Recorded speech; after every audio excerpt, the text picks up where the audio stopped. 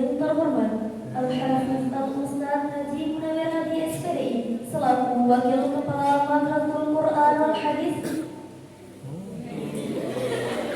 Yang terhormat para asatidz wal asatidzah,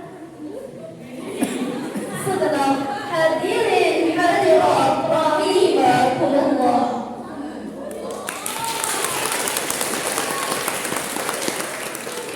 Pertama-tama dan yang paling utama, marilah kita panjatkan puja dan puji beserta syukur kita kehadirat Allah Subhanahu wa Ta'ala, karena dengan rahmat dan hidayahnya kita bisa berkumpul di tempat yang insya Allah barokah ini. Tak lupa kedua kalinya salawat beserta salam kita haturkan kepada junjungan kita Nabi besar Muhammad sallallahu alaihi wasallam yang telah membawa kita dari alam kegelapan menuju alam yang terang benderang, yakni ad-dinul Islam. Hadirin wal hadirat rahimakumullah. Beberapa abad silam dalam tatanan sejarah umat Islam ada banyak sekali perbuatan-perbuatan kejam yang dilakukan oleh manusia-manusia yang tidak memiliki rasa kemanusiaan, jauh dari sifat kemuliaan. Ada banyak yang dilecehkan. Bayi yang terlahir dengan jenis perempuan dikubur hidup-hidup tanpa ampun. Selingkuh antar sesama menjadi kebiasaan. Minuman dan pesta menjadi kebudayaan. Setiap pemimpin mengedepankan kesombongan serta banyak jatuh korban kebiadaban. Hadirin wal hadirat rahimakumullah. Beberapa abad silam juga dalam tatanan sejarah umat Islam, tepatnya 12 Rabiul Awal pada hari Senin, lukisan indah coretan sejarah mencatat tentang kelahiran seseorang yang membawa cahaya di tengah kegelapan. Orang yang mengubah keadaan gelap menjadi peradaban penuh kebanggaan. Dialah baginda Nabi besar Muhammad sallallahu alaihi wasallam. Pada kesempatan kali ini, izinkan kami menyampaikan syarat singkat yang berjudul Meneladani Akhlak Nabi Muhammad sallallahu alaihi wasallam dalam sikap rendah hati. Menurut keterangan dari Jalaluddin As-Suyuti dan Jalaluddin Al-Bahari mengenai Abdur Rahman adalah hamba-hamba Allah yang baik yang berjalan di atas muka bumi ini dengan tenang dan rendah diri. Kemudian apabila orang jahil menyapa mereka untuk mengajak mereka berbicara dengan hal-hal yang tidak disukai, maka sebagai hamba Allah yang baik mengucapkan kata-kata yang mengandung keselamatan atau kata-kata yang menghindarkan hamba tersebut dari dosa. Sebagaimana firman Allah dalam Al-Quran surah Al-Furqan ayat ke-23 yang berbunyi, A'udzu billahi minasyaitonir rajim. Bismillahirrahmanirrahim.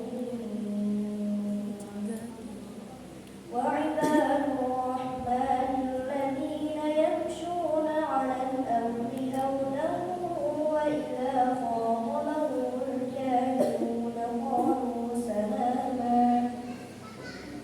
Yang artinya, dan sesungguhnya hamba Tuhan yang Maha Penyayang ialah orang-orang yang berjalan di atas bumi dengan rendah hati. Dan apabila orang-orang jahil menyapa mereka, mereka mengatakan kata-kata yang mengandung keselamatan.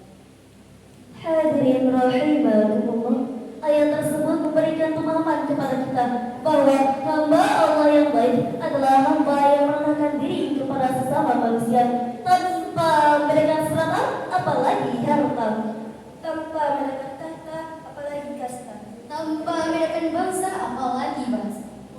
Inilah salah satu kunci dakwah Nabi Muhammad SAW dalam revolusi mental masyarakat jahiliyah. Karena dengan kerendahan hati yang dilakukan akan memberikan dampak positif. Rasulullah SAW juga menegaskan untuk bersikap rendah hati, karena pentingnya sikap rendah hati berdasarkan sabda Nabi SAW adalah menjadikan kita terhindar dari dosa.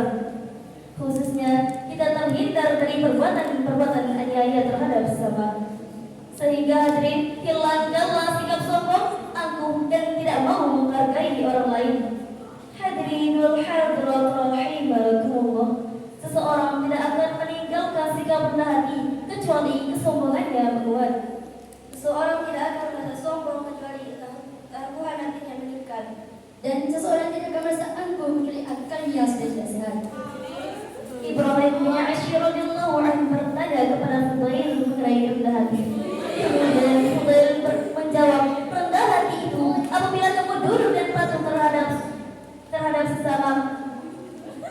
Apabila kamu duduk dan patuh terhadap kebenaran, walaupun kebenaran itu datang dari anak kecil atau orang bodoh, maka kamu mau menerimanya.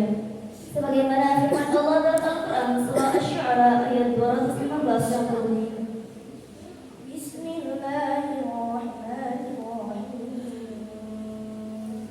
واخفض جناحك لمن اتبعك من المؤمنين صدق الله العظيم. Yang artinya, dan rendahkanlah dirimu terhadap orang-orang yang mengikutimu, yaitu orang-orang beriman. Hadirin rahimakumullah. Ayat tersebut menjelaskan kepada kita bahwa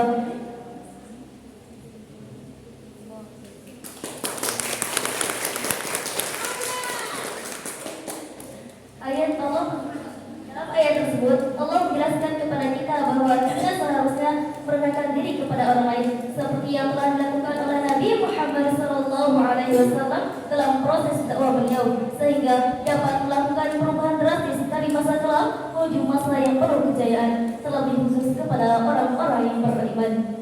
Pada akhirnya, semoga apa yang kami sampaikan dapat menjadi renungan dan kemudian melahirkan kesadaran Sekaligus dapat menerapkan sebagian keberadaan Nabi yang mulia dalam kehidupan, sehingga kita bisa jadikan bagian dari orang yang beriman, yang selalu menebarkan kebaikan-kebaikan, sehingga kita bisa memperoleh kebahagiaan dunia maupun akhirat mendatang. Mungkin hanya ini yang dapat kami sampaikan. Semoga ada manfaatnya.